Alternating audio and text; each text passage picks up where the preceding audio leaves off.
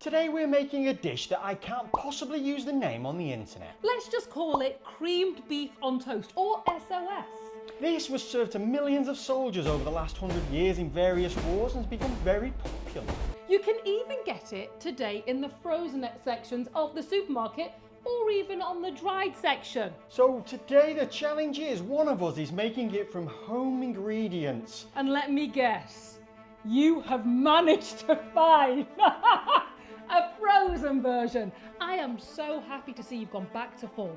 After last week's exhausting video, I decided to go back to the grocery store to see if I could find a version to set the standard, and this is it. And to give me a chance, because obviously you won last week, didn't you? I did indeed. Do you know, I've got a question before we get started. What's that? Does it come with the toast? Because if it doesn't, you're not having any of mine. It's time to find out. Are you going to put yours back in the freezer while I get this ready? Well, it might surprise you that mine can be done in the microwave, so we don't need to worry about mine for a time. So how about you put yours back in the freezer and I'll start making this? Okay, you get stuck in. Okay, we're going to start with the dried beef. Now, when I found this, I thought it was going to be a giant jar. Yes. Because this was like $4. This really interests me, because this is supposed to be a cheap and easy way to feed hundreds of millions of soldiers. But this was $4 a jar. $4. So this isn't cheap, is it? We could have bought minced beef or ground beef for the same price. I can't actually get into it either. Can you just open? Oh. It's just a twist cap. No, it's not. It's got a thing on it. It's just a twist. It's got a thing. You go on, twist it. There you go. It just. There you go. It's not a twist cap. It's got a plastic. This is plastic. But there's no. You know, usually it has a guide. Look. How on earth? How did you do that? Simply, you just pop. It's like a can of Pringles. Oh, that's so clever. So you can do all three of those, because I was really going to struggle with that. Smell it. Ooh, that smells salty. Smells like cat food. So rude. We did have cats. That's how I know what cat food tastes like. Tastes like or smells like? Yeah. What have you got to tell me? Was my cooking that times bad? were hard, so we had to share it with the cats. Was my cooking that bad? Yes, that does. Okay. Can you eat this without cooking it all? Well, no, you can't, and you have to soak it because it's very salty. So apparently, I think what they do is to preserve it. Yeah. It's preserved in salt. Right. So we have to soak it. So you need all 3 tins? Yes, please. I chopped all the beef. Yes. And I've just put it to soak in some water for 20 minutes. Okay. So I'm going to get on with the rest of the ingredients. Right. And get this show on the road, as you would say. So, I'm making the sauce. So I've added 1.5 cups of water to the pan. Yes. And then I'm going to add 1.5 cups of evaporated milk. The non-sweet one. Oh, we like the sweet one though. I'm not sure I realised there was a non-sweet version. Well, the evaporated is condensed milk and evaporated milk. Two totally different things. Well, there you go. That's where I'm getting it wrong then. So, 1.5 cups of evaporated milk. Yep. This is going to go on the cooker to warm up. Right. Not on this cooker. Oh. On this one. Because this is how the recipe said. It said, you keep one warm here because then we're going to make the roux. Now, we know about roux, don't we? Yeah, I don't think mine's this difficult. You think? I don't think so either. So I'm going to clear this away. Okay. And then we're going to start making the roux. Feel like I keep putting this in the freezer and it keeps reappearing as if by magic. I'm just checking the cooking instructions. Yeah, I can handle that. So glad to hear it. So I'm going to be putting 2 tablespoons of unsalted butter in my pan. So what's going on here? Because you've got liquid over there and now we're making butter. Well, you'll see. I've just got to get this in first. Right. And then 1/3 of a cup of flour, and then I'll explain everything to you. Okay. Okay, so what is going on? Apparently, according to the recipe, we're supposed to heat the liquid up. Right. Because you know it's going to have a liquid to it because it's a roux. Yes. And usually we go in cold, but this one says you go in warm. It's not really melting yet. No. No. It's not. It's not. It'll get there though. It will. Patience is a virtue, Andrew. It will. You can put it in the microwave. Too soon? You might not have seen that video. Yep. But it was very eventful. So what I'm trying to do is get the butter to melt. Yeah. Once it's melted, we can cook the flour and butter together. Okay. Just turn that down a little.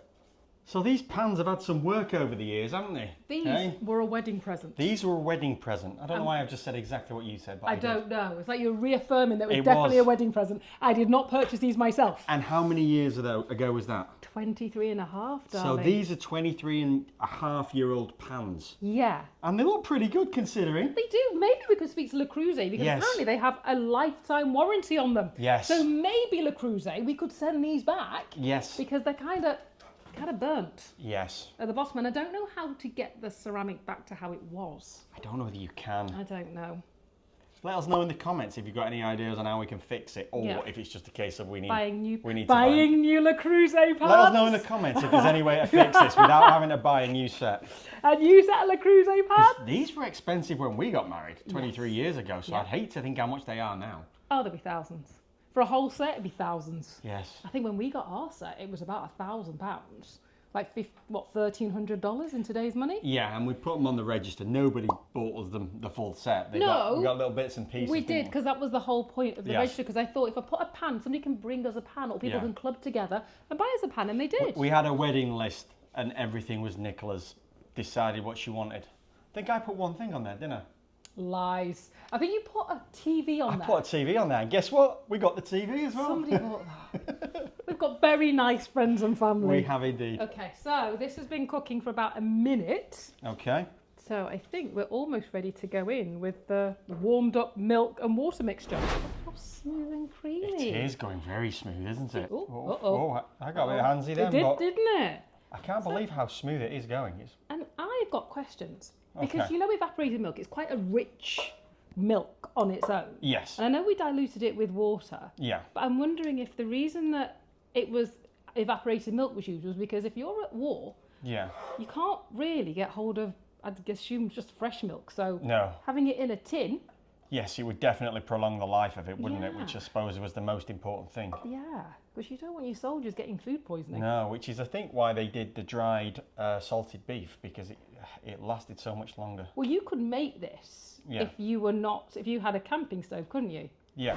Before it was the butt of every military food joke, the dish was simply cream chip beef on toast. Its roots trace back to the 1800s, but it became truly iconic when the US Army adopted it into their official field rations. In fact, it appeared in the 1910 Army Manual for Army Cooks as recipe number 12, titled simply Beef Chipped with Cream on Toast. The ingredients were simple: dried or salted beef, flour, butter, milk on toast. It was designed to be cheap, filling, easy to make in massive quantities, perfect for feeding hungry soldiers in barracks and field kitchens and mess halls. By World War II, SOS was a daily staple. Soldiers were so familiar with it that they gave it the name on a shingle. The shingle referred to as the toast, and well, the rest explains itself. Despite the name, many soldiers grew up loving it, and when they returned home, they brought the taste of the mess halls with them. It eventually found its way into 1950s diners, lunch counters, and even school cafeterias. For some Americans, it's a nostalgic comfort food. For others, it's a culinary trauma. But love it or hate it, SOS is one of the most enduring American military meals in history. And today, two confused Brits are giving it a go. There is a point where you can just pour the rest in.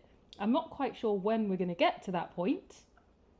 That is bubbling really quite nicely. Yeah, it's thickening up that, isn't it? It is. I was a bit worried because it was really thick and then it went really runny. Yeah. And now it's starting to thicken again. Okay. So while that is doing its thing, it's about 3 minutes it's been on. It's meant to be on for about 3 to 4 minutes. Yeah. I'm going to strain the beef, which has started to change colour. It has massively changed colour, that actually, because it was quite dark when you got it out of the jar, wasn't it? But now it just looks like raw beef. It does, yeah. Or carpaccio. And I'm assuming all of the little bubbles on the top has got something to do with the amount of salt in there, do you Possibly. think? I'm going to strain this off. Yeah. And then we're going to do something else. Okay. I'm almost done with mine. Just saying. You've got to then start making yours. There's a rush on now, isn't there? Let's start reading those that recipe, the instructions even. I know, and then we've got to work out whether there's actually bread in here, because you've got to make your bread yet. That's easy. It's toast, as she says, all cocky. So it says add a teaspoon of pepper. Okay, I can see that being a good idea. I can smell the pepper. So I've added the pepper first, and I'm going to add the beef at the very end. Now that seems like an awful lot of pepper to me. Well, that's what it asked But to be for. fair, mine shows quite a considerable amount. Although mine's a lot whiter than yours. Yours looks creamy. and delicious. Well, that's all you're saying. Still to find that out, haven't we yet? The last thing to do is add the beef. That looks like an awful lot of beef for the amount of sauce that you've got. But you want a good ratio of sauce to beef, don't you? It's a good point, well made. Right. I hope we like this because we've got a lot to get through. We've got a lot to get through of this. Okay, so this I just leave, and it says leave it cooking for 10 minutes. So I'm assuming that wasn't cooked that you ate. No, okay. So, right, I better get mine started, hadn't I? Yep.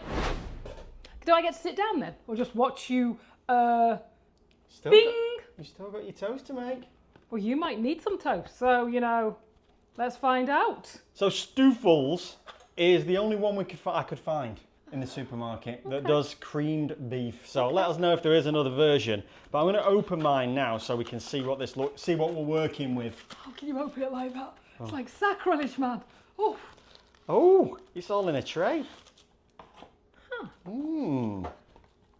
Do you think it's the sauce or do you think it's I don't know. It shows it. It shows it with the bread as well, but.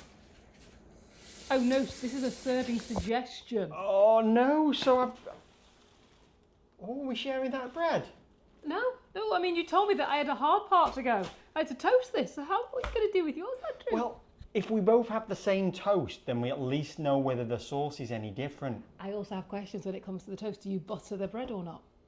Got to butter the toast, haven't you? Well, I would think so. Maybe one with, one without. Well, that's the problem, I suppose. We would butter the toast, but if you were on the trenches, you wouldn't have had butter, would you?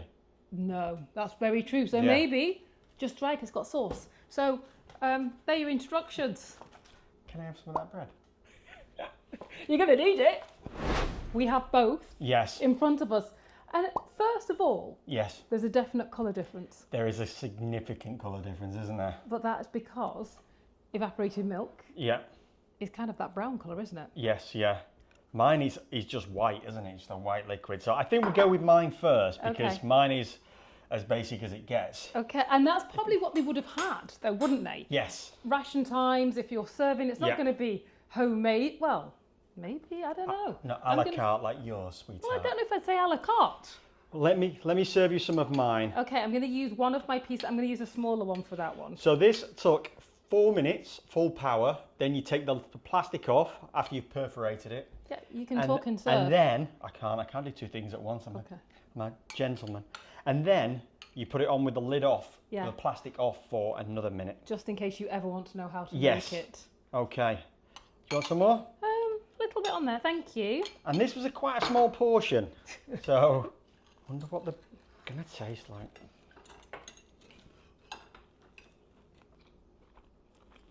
Not bad. You got it all around your mouth, as always. I mean, it's not bad. If you were hungry, you know, if you've been on the front line serving, you know, you need something with sustenance in. I can see it being filling, definitely, and I wonder if that's why they made it like that. Yeah. It's not my favourite flavour, I'm going to be honest. Why? What is you not? What I is don't know. This has a little bit of a chemically flavour to it, to me. I don't know about you. I think it's the beef. If you try the beef on its own, I think it's the beef. But the sauce itself doesn't have any real flavour coming through, does it? It's creamy, but it's got no oomph or kick to it, has it? So why don't we try this one? Instead of suffering on with that, let's see how this... Ooh, look at that. Ooh, look at that. Now, I'm a little concerned because I know this beef is salty. Yeah. But the recipe didn't ask for any salt. And what if I've soaked the beef well enough to get rid of 99.9% of the salt? Okay. Let's get this tried. It's got a lot of meat in it. It has, hasn't it? Look at the steam coming off yours as well. Yes. Is it hot? You've gone bright red. Wow. Wow. That is so much different, isn't it? Look. Do you know what the difference is? The pepper. That's got a real pepper kick to it, hasn't it? And do you know what I actually think? It actually does need a bit of salt. Yeah. It does need a little bit of salt. I think I've soaked that far too well. Yeah. So let's try it with a tiniest little bit of salt.